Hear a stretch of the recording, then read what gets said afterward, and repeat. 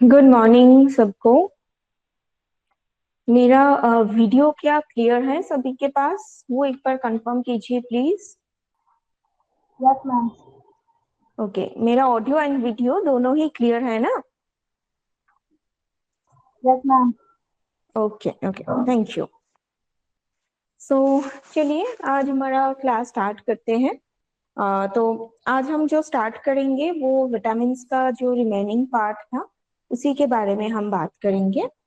जैसे कि हमारा विटामिन्स में जो फैट सोल्यूबल विटामिन्स है उसी के साथ साथ जो वाटर सोल्यूबल विटामिन में जो विटामिन सी था वो हमारा कंप्लीट हो चुका है।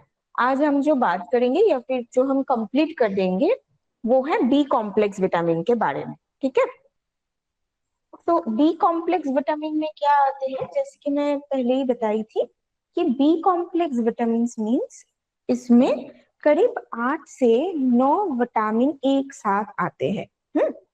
तो क्यों ये आते हैं? क्योंकि इसका जो काम है इस बी कॉम्प्लेक्स विटामिन का, इसका मेजर काम हम बोल सकते हैं कि इसका काम है मेटाबॉलिज्म को इम्प्रूव करना। अच्छा, कहीं पर भी अगर आपको लगता है कि मेरा वीडियो ऑफ हो गया तो वो एक बार जरूर बताइएगा, ठीक है? ओके, तो स्टार्ट करते हैं बी कॉम्प्लेक्स विटामिन के बारे में। बी कॉम्प्लेक्स विटामिन में जैसे कि बाकी सारे विटामिन का भी एक एक साइंटिफिक नेम है, सेम बी कॉम्प्लेक्स विटामिन का भी वैसे ही साइंटिफिक नेम होते हैं। कोई शायद अनम्यूटेड है, प्लीज म्यूट कर दीजिए। तो ये ऐसे साइंटिफिक नेम आते हैं। जैसे कि फर्स्ट हम बात करें विटामिन बी 1 या फिर थायामीन के बारे में। सो थायामीन के बारे में जब बात करते हैं, thiamine is known as the major vitamin that can significantly increase the metabolic rate. मतलब हम जो कार्बोहाइड्रेट, प्रोटीन और फैट लेते हैं, ये जो मैक्रोन्यूट्रिएंट्स हम लेते हैं, इस मैक्रोन्यूट्रिएंट्स को प्रॉपरली डाइजेस्ट करके उसके उससे ग्लूकोज या फिर अमाइनो एसिड या फिर फैटी एसिड से एनर्जी डिराइव करने के लिए ये बी 1 या फिर थायामीन बहुत इंपॉर्टेंट होते हैं। इसी के साथ साथ थायामीन काम करते हैं हमारे ब्रेन फंक्शनिंग में। हाँ, हमारे टोटल ब्रेन फंक्शनिंग के लिए थायामीन बहुत फायदेमंद होते हैं। जैसे कि हमारे नर्व टिश्यूज को बेटर करने के लिए या फिर नर्व सिग्नल जो आते हैं ना, तो वो नर्व सिग्नलिंग को प्रॉपरली ब्रेन से बॉडी तक और बॉडी से ब्रेन तक पहुंचाने के लिए ये थायामीन जरूरी होते हैं।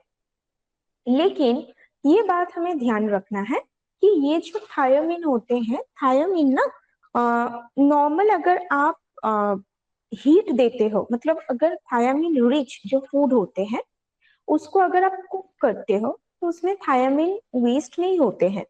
लेकिन वो वेस्ट होते हैं जब आप खाने में सोडा यूज करते हो। जो खाने खाने वाला जो सोडा होते हैं ना, वो अगर हम यूज करते हैं या फिर बहुत ज्यादा बेस कुछ यूज करते हैं लाइक सोडा या फिर एक्सेस सॉल्ट, ऐसा अगर कुछ हम यूज करते हैं तब थायामीन नष्ट हो जाते हैं। किसमें पाए जाते हैं ये थायामीन? मेजरली थायामीन मिलते हैं हमारे प्लांट सोर्स पे और सीरियल्स फूड में। चावल हो सकता है, गेहूं हो सकता है, या फिर ओट्स होते हैं, बार्ली है। तो ये जो सारे सीरियल फूड होते हैं, इस सीरियल फूड के जो आउटर लेयर है, आउटर लेयर में मिलता है थायामीन। हम्म इसके साथ साथ अगर हम एनिमल सोर्स पे आते हैं, तो एनिमल सोर्स में हम देखते हैं थोड़ा बहुत थायमिन हमें मिल जाते हैं एग यॉक या फिर लीवर में। हाँ, मीट लीवर में हमें थोड़ा बहुत थायमिन मिल जाते हैं। अगर किसी को थायमिन की डेफिशिएंसी हो तो क्या होते हैं? एक्चुअली थायमिन की जब डेफिशिएंसी होते हैं उसको एक डिजीज के नाम से हम बोल सकते हैं। उसका नाम है बेरी बेरी। ओके, बेरी बेरी। और ये beriberi mainly nervous system related issue आते हैं। इसमें आते हैं dry beriberi, wet beriberi, mixed beriberi, ऐसे 3 टाइप का मेजरली ये आते हैं। ड्राई बेरी बेरी में क्या होते हैं, यहाँ पे तो हमारे नर्वस सिस्टम, जो इंटायर नर्वस सिस्टम है, उसमें तो प्रॉब्लम आते ही है, और बॉडी ना बहुत ज्यादा रूखा सूखा टाइप का हो जाता है, मतलब बहुत ज्यादा दुबले पतला सा एक फिगर आ जाते हैं। हाँ, जो कि बेरी बेरी में होते हैं, ड्राई बेरी बेरी में। अब वेट बेरी बेरी में क्या आते हैं, उसमें यहाँ पे भी नर्वस सिस्टम का प्रॉब्लम है, लेकिन इसके साथ साथ जो प्रॉब्लम आते हैं वो है वाटर रिटेंशन। वेट मतलब पानी, तो बॉडी में भी ऐसे पानी जम जाते हैं, वाटर रिटेंशन होते हैं, जिसको कहते हैं इडीमा। ये प्रॉब्लम हम देखते हैं वेट बेरी बेरी में। और मिक्स्ड बेरी बेरी मतलब कभी ड्राइनेस भी आते हैं, मतलब बॉडी पूरा डिहाइड्रेटेड भी हो सकता है, या फिर बॉडी में वाटर रिटेंशन भी हो सकता है। ऐसे प्रॉब्लम्स हम देखते हैं। अगर इन जनरल हम बेरी बेरी के सिम्टम्स बताते हैं, देन क्या होते हैं कि हमारे लॉस ऑफ एपेटाइट हो जाते हैं।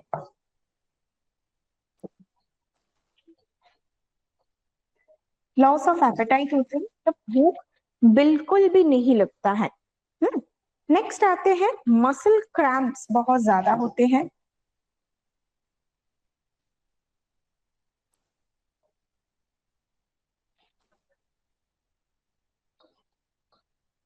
मसल क्रैम्प्स ज्यादा होते हैं।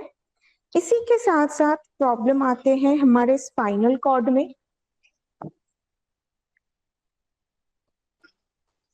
तो जब स्पाइनल कॉर्ड में प्रॉब्लम आते हैं, तब क्या होता है कि हम प्रॉपरली चलना फिरना या फिर बैठना, ये उतना ज्यादा क्षमता नहीं रहते हैं बॉडी में।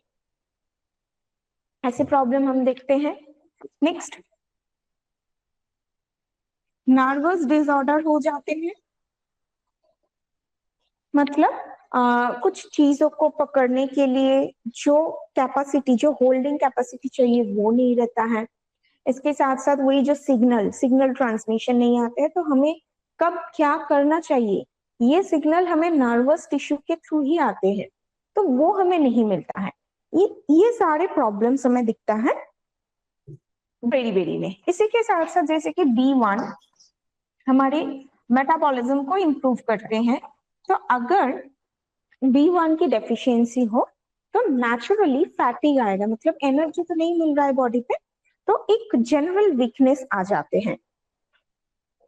ये प्रॉब्लम हम देखते हैं बेरी बेरी में। ठीक है, यहाँ तक क्लियर है सबको? यहाँ तक सबको क्लियर है ना? मैम बेरी बेरी का क्या बता रहे हैं? B1 में है बेरी बेरी। हाँ, B1 में। B1 डेफिशिएंसी, हाँ, बेरी बेरी होते हैं B1 डेफिशिएंसी की वजह से। ठीक है, ओके। इसी के साथ साथ जैसे बेरी बेरी होते हैं, इसके साथ और एक प्रॉब्लम भी आते हैं B1 डेफिशिएंसी में, लेकिन इसमें सिर्फ B1 डेफिशिएंसी नहीं, और एक प्रॉब्लम अगर एक साथ रहते हैं, लाइक अल्कोहलिज्म।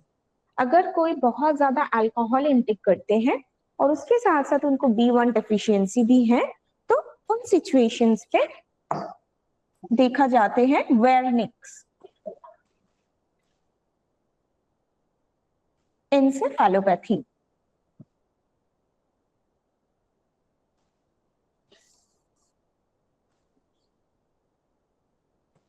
ठीक है, वेरनिक्स एन्सेफेलोपैथी। इसमें क्या होते हैं, जब एक तो B1 डेफिशिएंट है, तो इसका मतलब क्या है, जब वो एक्सेस ग्लूकोज लेते हैं, एक्सेस कार्बोहाइड्रेट लेते हैं, या फिर एक्सेस कैलोरी लेते हैं, तो वो एनर्जी में कन्वर्ट नहीं हो पा रहे हैं। इसके साथ साथ जब वो एक्सेस अल्कोहल कंज्यूम कर रहे हैं, तो ये तीनों चीज एक साथ मिला के ये प्रॉब्लम हम दिखते हैं, जिसमें मेजर सिम्टम मतलब इनिशियल स्टेज पे बहुत ज्यादा वॉमिटिंग होते हैं, बहुत ज्यादा वॉमिटिंग होते हैं, और हमारे डबल विजन होते हैं, मतलब आंखों के सामने ना सब कुछ धुंधलापन जैसा लगता है, और हर एक चीज दो दो करके दिखता है, डबल विजन कहते हैं इसको। ऐसा प्रॉब्लम दिखते हैं, डायरिया की प्रॉब्लम आ जाते हैं, चलने का प्रॉब्लम आते हैं। अगर इस सिचुएशंस को भी ठीक नहीं किया जाता है तो अल्टीमेट स्टेज पे वो परमानेंटली मतलब मेंटल डिसऑर्डर्स क्रिएट कर सकते हैं। ये होते हैं बेरी-बेरी में, सॉरी वर्निक्स एन्सेफेलोपैथी में, जो कि B1 डेफिशिएंसी की वजह से होते हैं। नेक्स्ट अगर B2 के बात करते हैं, सो B2 क्या है, इसका जो साइंटिफिक नेम है दैट इज राइबोफ्लेविन। राइबोफ्लेविन का जो नेचर है, मतलब ये जो फ्लेविन ग्रुप है, इस फ्लेविन का कलर होते हैं थोड़ा येलोइश। तो हमारे बॉडी में भी ऐसे ही जब हम राइबोफ्लेविन लेते हैं तो फ्लेविन अलग होके एक कलर फॉर्म करते हैं और हमारे बॉडी से जो एक्सेस है वो निकल जाते हैं। जैसे यूरिन के साथ, यूरिन का कलर होते हैं येलो, तो यूरिन के साथ जो फ्लेविन जो निकालते हैं उसको कहा जाते हैं यूरोफ्लेविन। यूरिन के साथ वो निकल जाते हैं, इसीलिए इसका नाम है यूरोफ्लेविन। तो ऐसे ही हमारे बॉडी से वो बाहर निकल जाते हैं। एक यॉक में रहते हैं ओवोफ्लेविन। एक यॉक का जो कलर होते हैं वो येलोइश कलर का होते हैं, तो उसमें रहते हैं ओवोफ्लेविन। तो राइबोफ्लेविन जो होते हैं, अब राइबोफ्लेविन का भी कैरेक्टरिस्टिक वही सेम है कि आप इसको हीट दे दो कुछ नहीं होगा, लेकिन अगर आप इस पे सोडा ऐड करते हो तो राइबोफ्लेविन पूरा नष्ट हो जाते हैं। राइबोफ्लेविन का जो फंक्शंस होते हैं वो यूजुअली हम नहीं, मतलब वो हम डिटेक्ट नहीं कर पाते हैं क्योंकि वो बॉडी के अंदर काम करते हैं। लाइक बॉडी में कुछ फैक्टर्स होते हैं, लाइक FMN, FAD, ठीक है। ये क्या है, FMN का मतलब क्या है, flavin mono nucleotide, sorry, flavin mononucleotide. और FAD फ्लेविन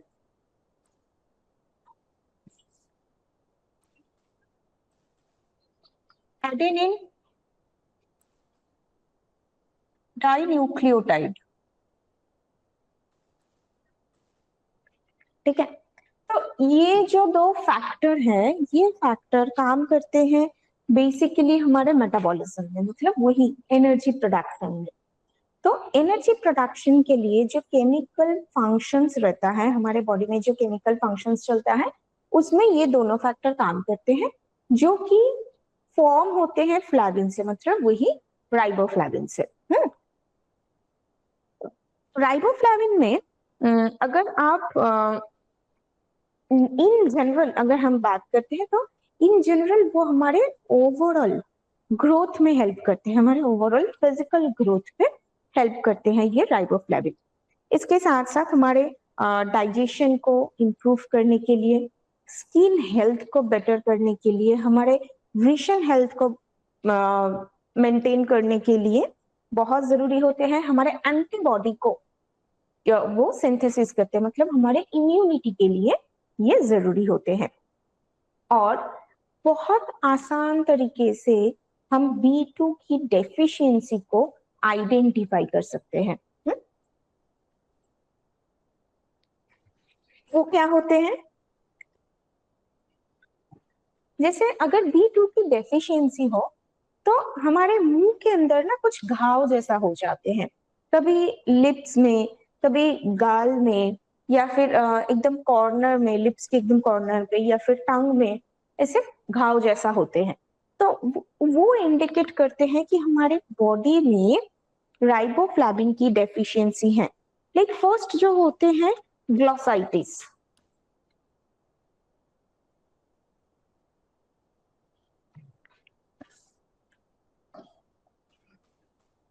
ग्लोसाइटिस होते हैं, ठीक है। ये ग्लोसाइटिस क्या है, ग्लोसाइटिस जब हमारे टंग में घाव जैसा हो जाते हैं, टंग थोड़ा थिक हो जाते हैं, उसका कलर चेंज हो जाते हैं, मतलब डार्क रेड कलर हो जाते हैं। यूजुअली एक हेल्दी टंग का कलर होता है bright pink, light pink colour का होते हैं। तो जब राइबोफ्लेविन की डेफिशिएंसी हो तो टंग कलर चेंज होकर मजेंटा कलर टाइप का हो जाता है, मतलब डार्क रेडिश टोन का एक आ जाते हैं। तो ये प्रॉब्लम होते हैं। नेक्स्ट होते हैं चिलोसिस। ओके, सो चिलोसिस क्या है? जब हमारे लिप्स के ये जब दोनों कॉर्नर हैं, दोनों कॉर्नर पे जब घाव जैसा होते हैं, दोनों कॉर्नर क्रैक हो जाते हैं, तो उसको कहते हैं चिलोसिस। इसके साथ साथ नेक्स्ट चिलोसिस के साथ और एक जो होते हैं angular stomatitis. Angular stomatitis, angular मतलब एंगल में, मतलब लिप्स के दोनों कॉर्नर पे, मुंह के अंदर दोनों कॉर्नर पे जब ऐसे ही घाव जैसा होता है, that is also known as angular stomatitis. Next problem क्या होते हैं? डार्माटाइटिस।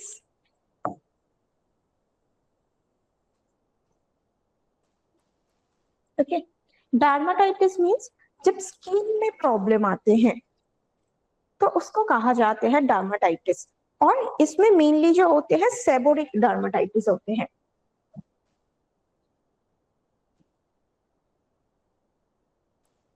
इसमें मेनली सेबोरिक डार्माटाइटिस होते हैं, मतलब स्किन के ऊपर ना वैक्स जैसा, मतलब कैंडल के ऊपर अगर आप ऐसे हाथ देते हो तो जैसा फील होते हैं वैसे आपके स्किन भी वैसे ही हो जाते हैं। ठीक है, और स्किन मतलब इजीली अगर आप स्क्रैच करते हो तो स्किन आसानी से आपके नाखून में आ जाते हैं, मतलब ऐसे ही हो जाते हैं डर्माटाइटिस में, ऐसे प्रॉब्लम होते हैं। इसके साथ साथ नेक्स्ट जो प्रॉब्लम आते हैं, लाइक हमारी इम्यूनिटी कम होते हैं, हम बार बार सर्दी खांसी जुकाम ऐसे प्रॉब्लम फेस करते हैं, हमारे विजन में प्रॉब्लम आते हैं। तो ये सारे प्रॉब्लम्स हम देखते हैं राइबोफ्लेविन के डेफिशिएंसी की वजह से। ओके, यहाँ तक क्लियर है? Okay, next. Ma'am. Okay, very good. Next जो विटामिन होते हैं दैट इज विटामिन B3 और नायासिन। सो नायासिन इज अगेन, नायासिन हमारे बॉडी में वैसे ही जो काम करते हैं, स्पेशली क्या होता है ना नायासिन में, आप अगर उसको हीट देते हो अगेन, हीट से वो नष्ट नहीं होते हैं, लेकिन बाकी बी विटामिन जैसा नायासिन भी एक वाटर सोल्यूबल विटामिन है, तो वो आपके बॉडी में स्टोर नहीं होते हैं। But compared to the other B vitamin, niacin आपके बॉडी में सिंथेसिस हो सकता है।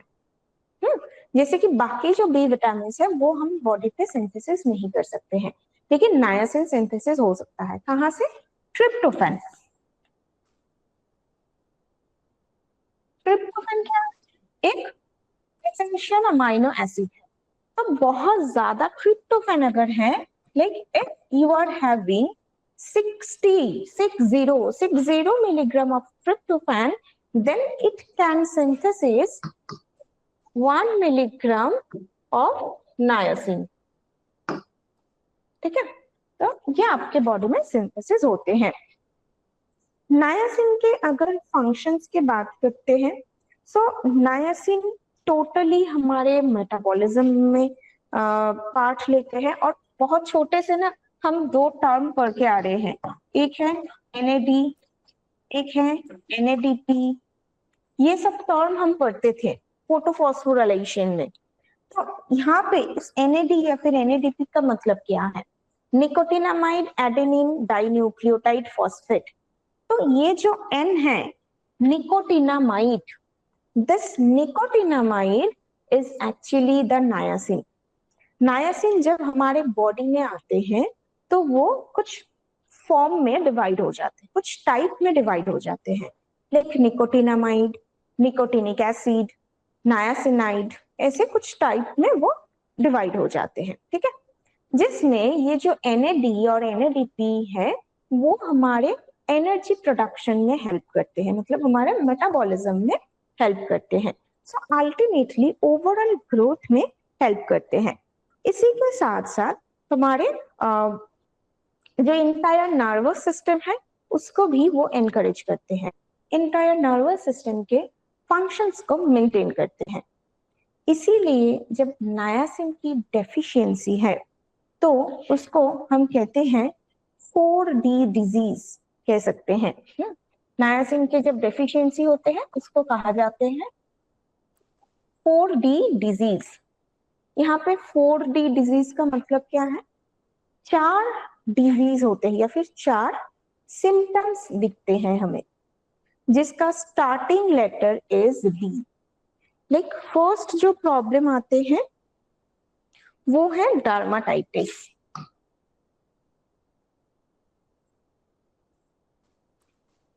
ठीक है, फर्स्ट प्रॉब्लम इज डर्माटाइटिस। क्या होते हैं डर्माटाइटिस में?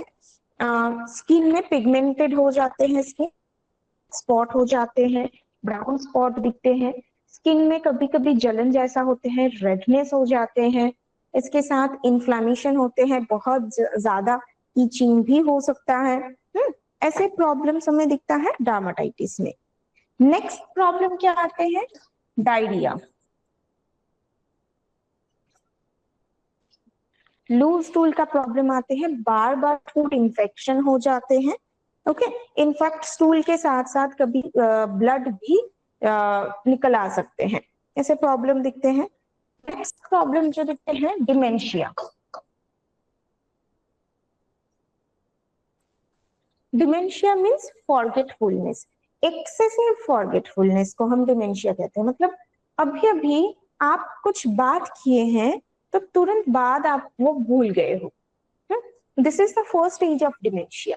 डिमेंशिया जब बहुत ज्यादा जब हाइपर स्टेज पे आ जाते हैं तब आप खुद आपके आइडेंटिटी को भी याद नहीं कर सकते हो।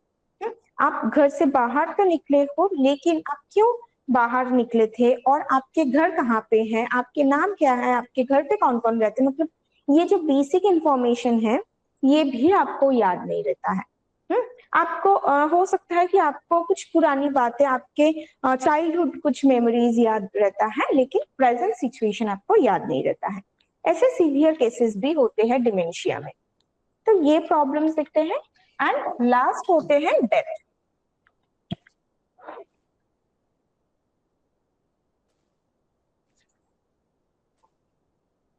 ठीक है, लास्ट प्रॉब्लम आते हैं डेथ। तो अब यूजुअली ये देखा गया है कि ये जो प्रॉब्लम है नायासिन की अगर डेफिशिएंसी है तो लास्ट डेथ तक वो नहीं आते हैं। उसके पहले ही अगर आप नायासिन के सप्लीमेंट्स देते हैं, एक प्रॉपर ट्रीटमेंट करते हैं तो वो ठीक किया जा सकता है। इसीलिए कभी कभी इसको 3D डिजीज भी कहा जाते हैं। ठीक है, 3D डिजीज भी कहते हैं क्योंकि लास्ट जो डेथ वाला जो प्रॉब्लम है वो अभी उतना ज्यादा कॉमन नहीं है। और क्यों नायासिन को ही हम बोलते हैं कि नायासिन की डेफिशिएंसी की वजह से होते हैं? क्योंकि नायासिन या फिर निकोटिनिक एसिड जो होते हैं उसमें एक पेलेग्रा प्रिवेंटिव फैक्टर रहते हैं जिसको कहते हैं पी फैक्टर या फिर पेलेग्रा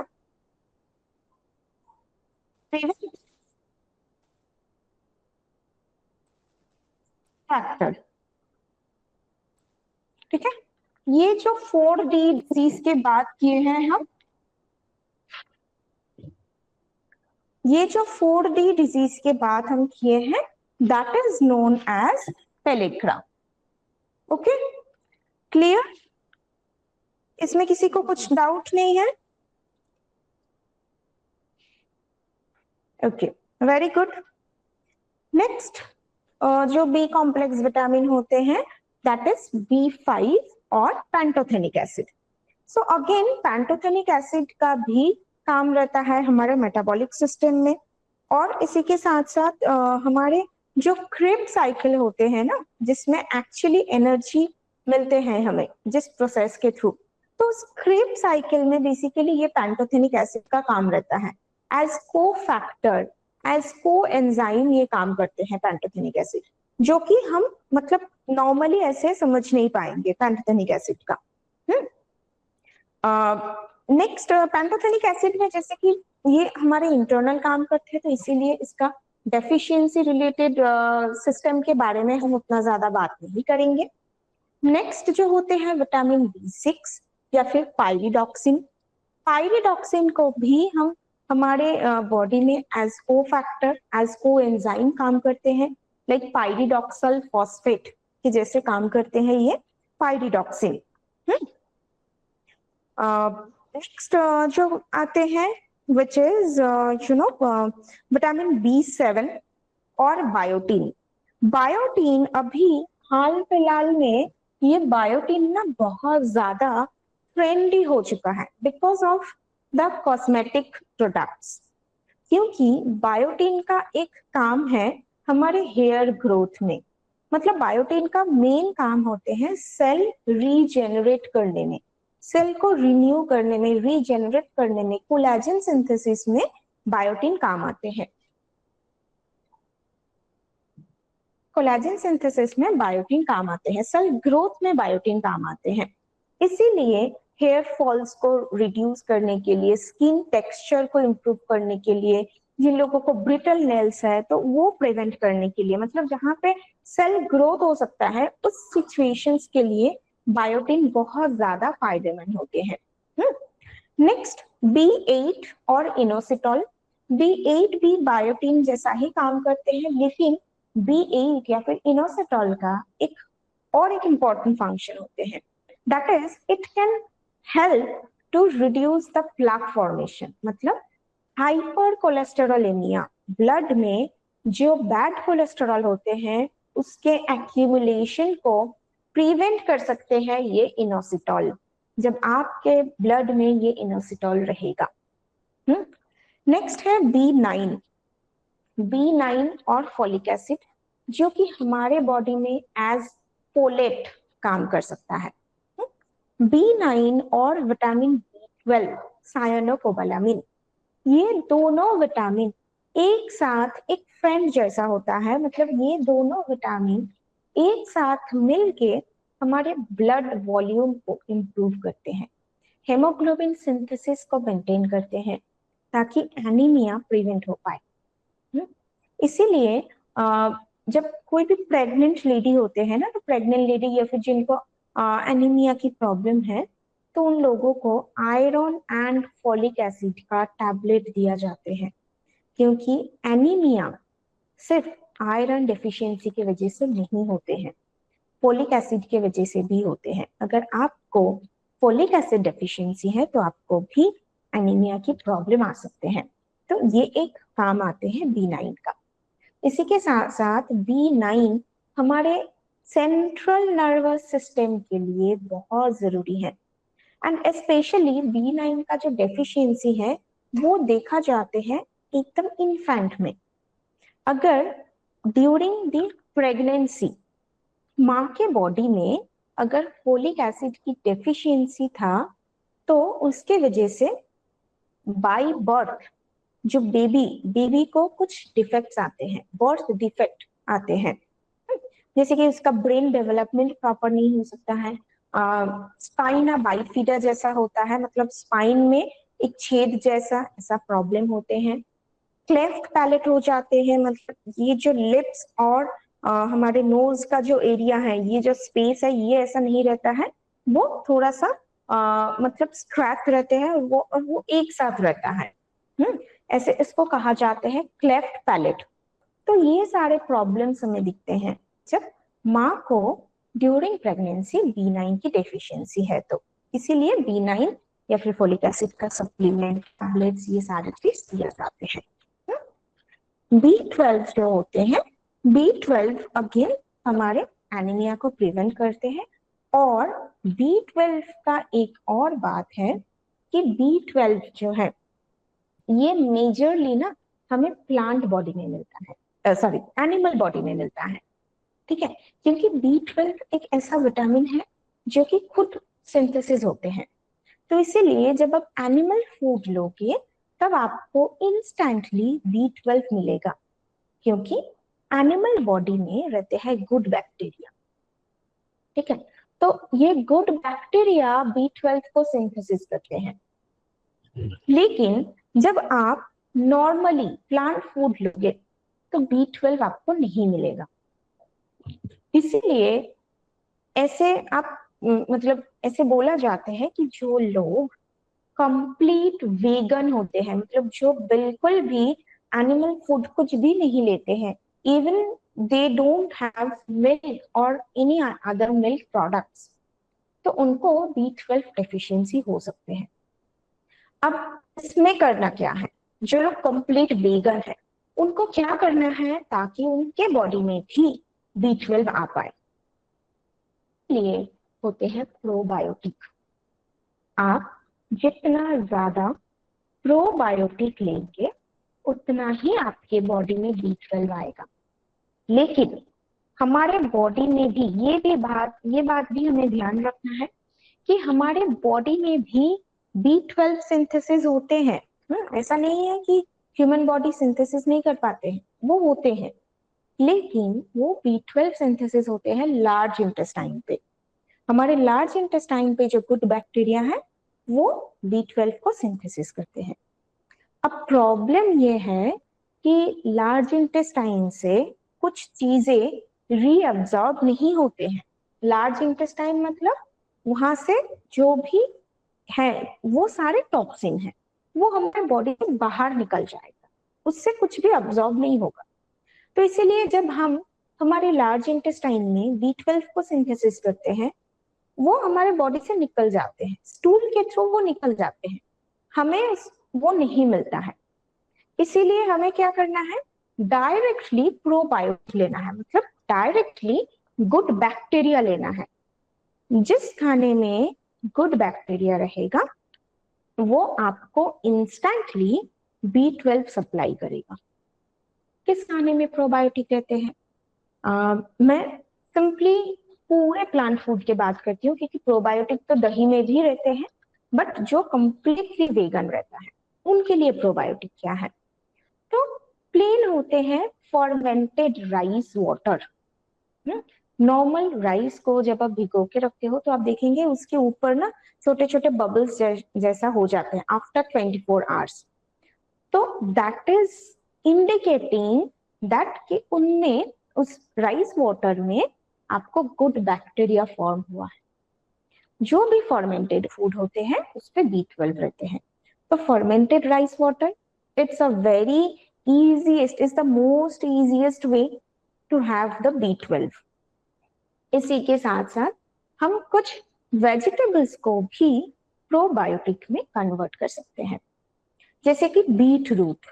ठीक है, बीट रूट को आप एक ग्लास जार में भिगो के रख सकते हो, उसके साथ थोड़ा सा मस्टर्ड पाउडर ऐड करोगे और थोड़ा सा ब्लैक सॉल्ट, वो ऐड करने के बाद आप उसको मतलब एक ग्लास जार में पानी देके आप खुद कहीं पर भी थोड़ा गर्म जगह पे, इनफैक्ट अभी गर्मियों के मौसम में बहुत अच्छे से वो प्रोबायोटिक फॉर्म हो जाते हैं। धूप पे आप रख दो, 3 दिन तक आप उसको ऐसे ही रख दो। एक एक दिन मतलब एवरी डे सिर्फ उसका ढक्कन को एक बार ओपन करना है, ताकि जो गुड बैक्टीरिया फॉर्म हुआ है, गुड बैक्टीरिया को क्या मिल रहा है वहां से, खाना मिल रहा है, पानी मिल रहा है, लेकिन और एक चीज भी चाहिए, दैट इज एयर। तो एयर एक्सपोज करना है आपको एवरी डे। एक बार उसका लीड ओपन करो, थोड़ा सा एयर एक्सपोज करने के बाद फिर से लीड को ढक कर रख दो। तो ये आप लगातार 3 दिन कीजिए। 3 दिन के बाद जो पानी आपको मिलेगा वो थोड़ा खट्टा हो जाएगा, राइट। तो ऐसे हम प्रोबायोटिक बना सकते हैं। 3 दिन से प्रोबायोटिक बनाने के लिए हम 3 से 5 दिन तक भी रख सकते हैं वो वाटर को, और उसको आप पीजिए। प्रोबायोटिक लेने के लिए कोई भी टाइम नहीं रहता है, आप कहीं मतलब किसी भी टाइम पे ले सकते हैं। सुबह के टाइम, खाने के बाद, इवनिंग के टाइम, जब आपको थोड़ा सा भूख लग रहा है, ऐसा फील हो रहा है कि थोड़ा सा भूख आपको लग रहा है लेकिन खाने के लिए वैसे कुछ नहीं है आपके पास अभी, तो आप प्रोबायोटिक वाटर पी लीजिए, वो आप कर सकते हैं। ठीक है। तो जैसे आप बीट रूट से करते हैं, बीट रूट के साथ साथ कैरेट के साथ भी ऐसा किया जाते हैं। नेक्स्ट कैबेज, कैबेज के साथ भी किया जा सकता है। कैबेज को आपको बहुत ज्यादा पानी देने की जरूरत ही नहीं पड़ेगा। कैबेज को भी आप नॉर्मल सॉल्ट से अगर आप भिगो के रख देते हो थोड़ा सा पानी देके, तभी भी वो थोड़ा सा खट्टा हो जाते हैं। तो ये सारे होते हैं प्रोबायोटिक जो कि हम एवरी डे ले सकते हैं हमारे B12 रिक्वायरमेंट को फुलफिल करने के लिए। ठीक है। इनफैक्ट ये जो प्रोबायोटिक है ना, ये मतलब बहुत ज्यादा पॉपुलर होते हैं, स्पेशली कैबेज को। कैबेज हम जैसे पिकल बनाते हैं, तो जापानीज में ऐसे पिकल नहीं बनाते हैं, वो ऐसे ही, ये प्रोबायोटिक ही है उनका पिकल। कैबेज से होते हैं जो किमची कहते हैं। तो ऐसे कुछ जापानीज फूड होते हैं जो कि नेचुरल प्रोबायोटिक होते हैं, तो वो हम कर सकते हैं। इसके साथ ग्रीन चिलीज, ग्रीन चिलीज में भी अगर आप उस पानी में ग्रीन चिलीज भी ऐड करते हो, तभी भी आपके प्रोबायोटिक फॉर्मेशन बहुत अच्छे तरीके से होते हैं। ठीक है, क्लियर? यहाँ तक सबको क्लियर है? किसी को कुछ क्वेश्चंस, कुछ doubts?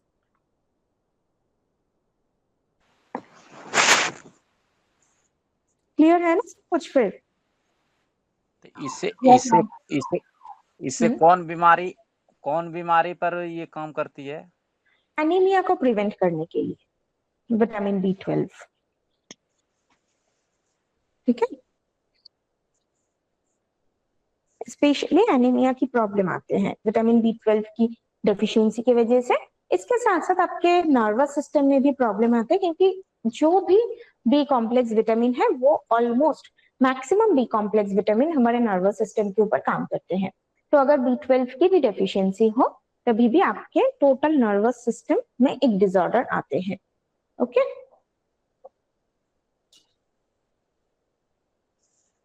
Anything else? Yes. Okay. और ये नाम मैं लिख देती हूँ, लेकिन B12 की जब डेफिशिएंसी होते हैं, ये जो एनीमिया की बात कर रही हूँ, एनीमिया दो टाइप की एनीमिया होते हैं। ठीक है, एक होते हैं पर्निसियस,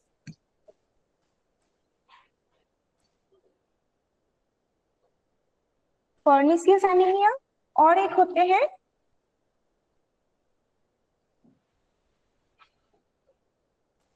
मेगालोब्लास्टिक एनीमिया।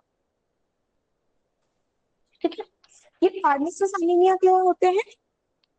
जब हमारे जो स्टमक होते हैं, स्टमक पे जब B12 प्रॉपरली नहीं पहुंचते हैं, स्टमक पे जब B12 का अब्जॉर्प्शन नहीं होते हैं, तो उस सिचुएशन की वजह से हमारे जो आरबीसी है, हेमोग्लोबिन में जो आरबीसीज होते हैं, मेनली ब्लड में जो आरबीसीज होते हैं, उसका मैच्योरेशन नहीं होते हैं, वो समय से पहले ही उसका डिस्ट्रॉय हो जाते हैं, जिसकी वजह से होते हैं पर्निसियस एनीमिया। और ये जो मेगालोब्लास्टिक एनीमिया है, मेगालोब्लास्टिक एनीमिया मतलब पहले आपको पर्निसियस एनीमिया होगा, उसके बाद आएगा मेगालोब्लास्टिक। मेगालोब्लास्टिक में क्या होगा, हमारे स्पाइन में कुछ प्रॉब्लम आएगा, हमारे बोन मैरोज में प्रॉब्लम आएगा, और इन जनरली हमारे बॉडी जो आरबीसी सिंथेसिस करते हैं वो नहीं कर पाते हैं। तो उस टाइम पे क्या होगा कि जो आरबीसी का जो साइज है, नॉर्मल साइज से थोड़ा ज्यादा उसका शेप आ जाएगा, लेकिन उसके अंदर उतना ज्यादा हेमोग्लोबिन नहीं रहते हैं, जिसकी वजह से अगेन वो एनीमिया दिखते हैं हमें। तो इसको कहते हैं मेगालोब्लास्टिक एनीमिया। तो ये दो प्रॉब्लम हमें दिखते हैं, हमें उतना ज्यादा सिम्टम्स नहीं दिखना है, हमें बस ये देखना है कि ये दोनों टाइप आते हैं B12 की डेफिशिएंसी की वजह से। तो ये हमें ध्यान पे रखना है कि अगर हम रोज प्रोबायोटिक लेते हैं तो B12 डेफिशिएंसी होने का कोई चांसेस ही नहीं रहते हैं। ठीक है, क्लियर? Okay, fine. सो इसी के साथ साथ हमारा जो विटामिन का जो चैप्टर है वो कंप्लीट हो चुका है। इसके बाद हम मिनरल्स के चैप्टर स्टार्ट करेंगे। अच्छा, एग्जामिनेशन के बारे में एक इंफॉर्मेशन दे देती हूँ कि आप लोगों का इंटरनल एग्जाम पेपर 1 वो होगा आप मान लीजिए मई के लास्ट वीक पे हो सकता है। और उसमें सिलेबस जो रहेगा वो आप मतलब अभी से जो भी आपको हुआ है, जो भी chapters like fundamentals of food and nutrition, human body, then carbohydrate, protein, fat and then vitamin, और इसके बाद हम मिनरल्स पढ़ेंगे, मिनरल्स एंड वाटर। यूजुअली ये 6 चैप्टर्स रहते हैं, 6 या फिर 8 चैप्टर्स हमारे इंटरनल पेपर 1 में रहते हैं। तो इसको अभी तक जितना भी हुआ है इसको अच्छे से रिवाइज कीजिए, और लास्ट क्लास तक तो सारे वीडियोस अपलोड हो चुका है ऑलरेडी, तो वो भी आप अच्छे से रिवाइज कीजिए। जब आपको इंटरनल एग्जाम होगा उसके पहले एग्जामिनेशन के बारे में एक बार ब्रीफ किया जाएगा कि कैसे किस पैटर्न से एग्जाम होते हैं, कितने क्वेश्चंस रहते हैं, टाइमिंग क्या रहता है, ये सारी चीजें आपको ब्रीफ किया जाएगा आप लोगों को। ठीक है, आप रिकॉर्डेड रिवाइज क्लास कब करना स्टार्ट मिलेगा? कीजिए। Recorded class recorded already uploaded हो गया है, आई थिंक 10th तक पूरा अपलोडेड हो गया है, मतलब पिछले वीक का पूरा अपलोड हो गया है। ठीक है, तो उसको आप अच्छे से रिवाइज कीजिए। खोल के देख सकते हैं ना? हाँ बिल्कुल देख सकते हैं।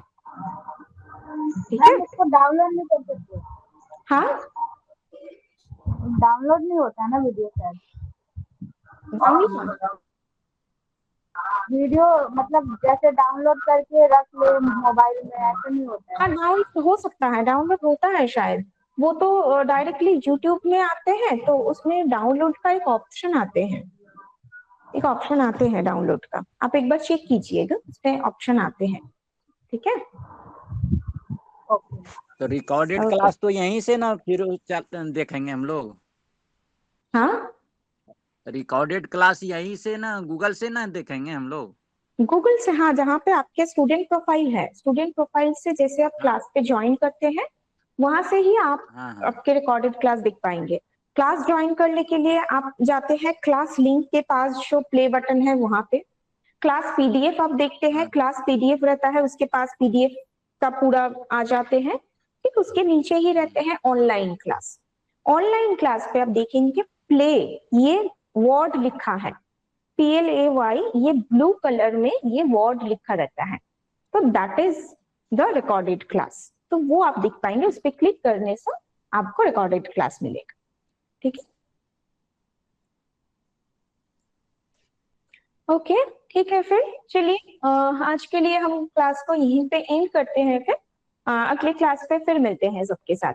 अच्छे से रिवाइज कीजिए ताकि आप सभी के लिए आपके फर्स्ट इंटरनल एग्जाम बहुत बहुत अच्छा हो। Okay, thank you everyone.